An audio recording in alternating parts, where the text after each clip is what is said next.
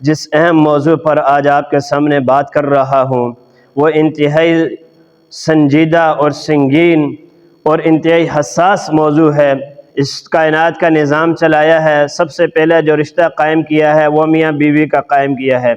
اور اسی طریقے سے اللہ تعالیٰ نے ہن لباس لکم وانتم لباس لہن، میاں بیوی کے رشتے کو آپس میں ایک دوسرے کا لباس قرار دیا ہے۔ میاں بیوی کا رشتہ بہت زیادہ قربت والا رشتہ ہے، بہت زیادہ محبت والا رشتہ ہے، بہت زیادہ پیار والا رشتہ ہے۔ اللہ تعالیٰ سے دعا ہے کہ اللہ تعالیٰ ان رشتوں کو دوام نصیب فرمائے، اور اللہ تعالیٰ ہر قسم کے شر اور فتن سے محفوظ فرمائے۔ اللہ تعالیٰ ایسی نوبت ہی کبھی نہ لائے کہ میاں بیوی کے درمیان جدائی ہو جائے، کیونکہ یہ صرف دو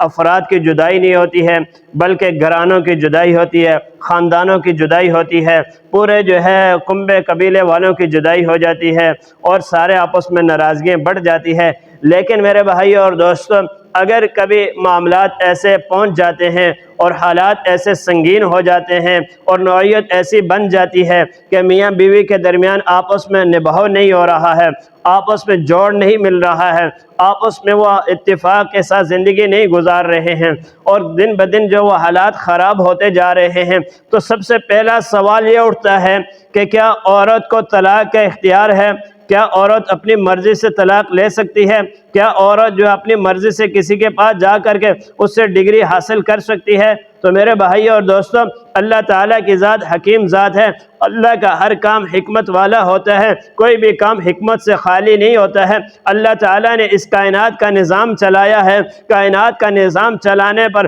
اللہ تعالیٰ نے اس کائنات میں مرد کو عورت پر فوقیت عطا فرمائی ہے، الرجال قوامون علی النساء۔ پھر اسی طریقے سے حدیث شریف کی طرف جب ہم آتے ہیں تو ہمیں پتہ چلتا ہے کہ عورت کو بھی یہ بتایا گیا ہے کہ یہ ناقصات العقل ہے۔ اگر کسی جگہ گواہی دینے کی ضرورت پڑتی ہے تو جہاں ایک مرد ہوگا، اگر عورت گواہی کے لیے آئے گی تو دو عورتوں کی گواہی ایک مرد کی گواہی کے برابر سمجھی جائے گی۔ پھر اسی طریقے سے ہم دیکھتے ہیں شریعت کا ہر حکم حکمت سے خالی نہیں ہوا کرتا ہے۔ اللہ تعالیٰ نے طلاق کا اختیار عورت کو نہیں دیا ہے، اللہ تعالیٰ نے طلاق کا اختیار مرد کو دیا ہے۔ اگر عورت کے اختیار میں طلاق آ جاتی تو آج گھر اجڑ جاتے، بستیاں اجڑ جاتی، نظام دھرم برم ہو جاتا، کیونکہ بات بات پر عورت طلاق کا مطالبہ کرتی۔ اور آپ نے دیکھا ہوگا گھروں کا نظام ہے، ذرا سی بات ہوتی ہے عورت فوراً طلاق پر چلی جاتی ہے، لیکن اللہ نے یہ اختیار مرد کو دے رکھا ہے، کیونکہ مرد کے اندر صبر کا مادہ زیادہ ہے، مرد کے اندر استقامت کا مادہ زیادہ ہے، مرد کے اندر سہ جانے کا مادہ زیادہ ہے، اس لیے مرد بڑی مشکل کے ساتھ صبر کر لیتا ہے، برداشت کر لیتا ہے۔ جب کوئی راہ نہیں نکلتی ہے تو اس کے بعد وہ اپنی بیوی کو طلاق دیتا ہے۔ تو نکاح کو ختم کرنے کا پہلا طریقہ طلاق ہے، جو شوہر کے ہاتھوں سے، شوہر کی زبان سے سرزد ہو کر کے نکاح کو ختم کرتا ہے۔ اور دوسرا آپشن جو ہمارے معاشرے میں سب سے زیادہ چل رہا ہے وہ خلا کا ہے۔ آج عورتیں، آج بچیاں جو اپنے گھروں سے ذرا سی بات پر تنگ ہو جاتی ہے، ذرا سے معاملات خراب ہو جاتے ہیں، فوراً عدالتوں کا رجوع کرتی ہے، وہاں عدالت میں جا کر کے کیس دائر کراتی ہے، عدالت میں کیس چلتا رہتا ہے، عدالت نوٹس بھیجتی ہے یا سمن جاری کرتی ہے، شوہر کی طرف آتا ہے یا نہیں آتا ہے۔ بعض دفعہ تو ایسے بھی ہوتا ہے کہ شوہر کے علم میں بھی بات نہیں ہوتی ہے، لیکن بعض دفعہ ایسا ہوتا ہے کہ شوہر کے علم میں بات لائی جاتی ہے۔ لیکن خلا کا اسلامی شرعی طریقہ یہ ہے کہ میاں بیوی دونوں آپس میں راضی ہوں، مالی تعاون ہو۔ یہ آپس میں مالی تعاون کا ایک سمجھوتا ہوتا ہے کہ میاں بیوی دونوں جو ہے آپس میں بیٹھ کر کے کمپرومائز کریں، اور جو ہے شوہر بیوی سے کہے کہ اتنے مال کے بدلے میں تجھے طلاق دینا چاہتا ہوں، میں تجھے چھوڑنا چاہتا ہوں، تب ایسی صورت میں خلا واقع ہوگی۔ اگر صرف بیوی عدالت میں جا کر کے اور وہاں سے جا کر کے ڈگری حاصل کر لیتی ہے، سرٹیفکیٹ حاصل کر لیتی ہے خلا کا، تو یہ خلا واقعہ نہیں ہوگی۔ اگر یہ عورت کسی دوسری جگہ جا کر کے نکاح کرتی ہے تو اس کا نکاح نکاح نہیں سمجھا جائے گا، اس لیے کہ اس کا پہلے والا نکاح ختم ہی نہیں ہوا ہے، یہ تو زنا کے مترادف ہوگا۔ تو خلا کی یہ حیثیت ہے، خلا تب ہوگی جب میاں بیوی راضی ہوں گے، میاں بیوی آپس میں معاہدہ کرتے ہیں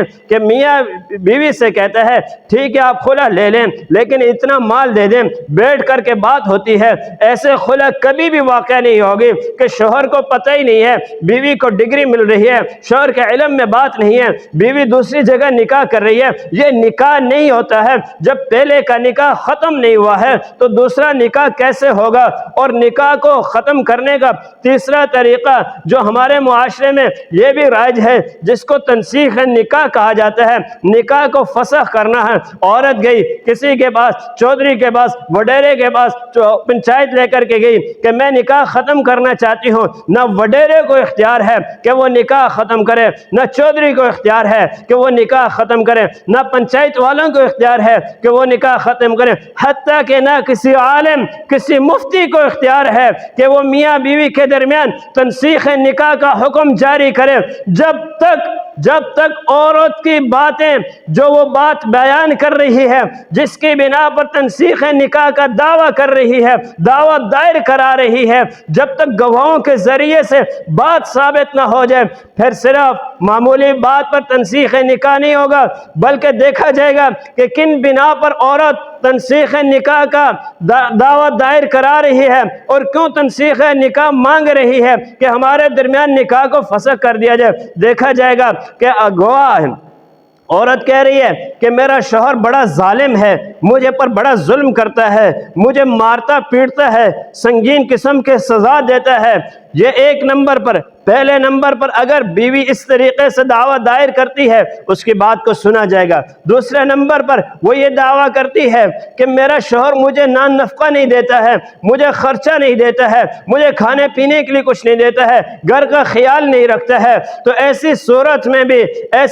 میں بھی تنسیخ نکاح کا دعویٰ دائر کیا جائے گا، حکم جاری نہیں ہوگا، حکم جاری نہیں ہوگا، حکم جاری نہیں ہوگا۔ اور پھر تیسری صورت میں عورت یہ دعویٰ کرتی ہے کہ میرا شوہر لاپتہ ہو گیا ہے، مجھے اس کا علم نہیں ہے، کئی عرصے سے غائب ہے، اور یا اسی طریقے سے 7 سال کے لیے اس کو جیل ہو جاتی ہے، وہ جیل میں چلا جاتا ہے، پھر بھی اس کا دعویٰ جو تنسیخ نکاح کا ہے وہ دائر کیا جائے گا۔ یا اسی طریقے سے عورت یہ کہتی ہے کہ میرا شوہر جو ہے وہ نامرد ہے، اس کے اندر جو ہے مردانیت نہیں ہے، اس کے اندر جو مردانگی کی قوت نہیں ہے، وہ جو ہے ازدواجی زندگی کو قائم رکھنے کے لیے درست نہیں ہے، اگر میں اس کے ساتھ زندگی گزارتی ہوں تو میں گناہوں کی طرف چلی جاؤں گی، تب بھی اس کے دعویٰ جو تنسیخ نکاح کا ہے وہ دائر کیا جائے گا، لیکن کوئی عدالت فیصلہ نہیں کرے گی کہ ان کے درمیان نکاح ختم کر دیا جائے، کوئی عالم فیصلہ نہیں کرے گا کہ ان کے درمیان نکاح کو ختم کر دیا جائے،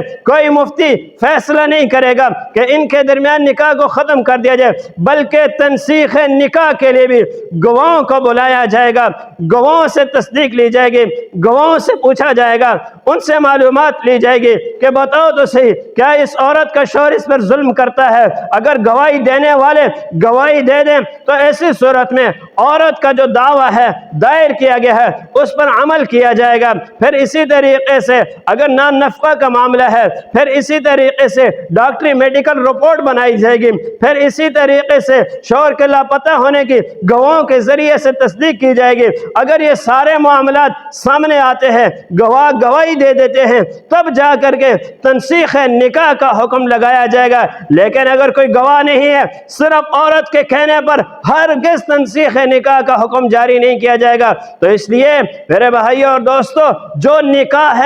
ہے اس کو خلاصے کے طور پر بیان کر رہا ہوں۔ ختم کرنے کے 3 آپشن ہے، اور تینوں آپشن میں اللہ تعالیٰ نے اہم کردار مرد کو عطا فرمایا ہے۔ نمبر 1 طلاق مرد کے ہاتھ میں اختیار دیا ہے۔ نمبر 2 خلا میاں بیوی دونوں کو اختیار دیا ہے، دونوں کی رضامندگی سے ہوگی۔ نمبر 3 تنسیخ نکاح، یعنی عورت جو ہے نکاح کے فسخ کرنے کا دعویٰ دائر کرتی ہے، تب بھی صرف عورت کی بات پر عمل نہیں کیا جائے گا، بلکہ گواہوں کی گواہی کے بعد فیصلہ کیا جائے گا کہ ان کے درمیان نکاح کو فسخ کر کے عورت کو جو ہے ڈگری جاری کر دی جائے گی۔ اس کے علاوہ کسی کو کوئی اختیار نہیں ہے کہ میاں بیوی کے درمیان نکاح کو ختم کرنے کے لیے کوئی ڈگری جاری کرے، کوئی فتویٰ جاری کرے، کوئی جو ہے عدالت کا حکم جاری کرے، کوئی قابل قبول نہیں ہے، شریعت کے خلاف ہے۔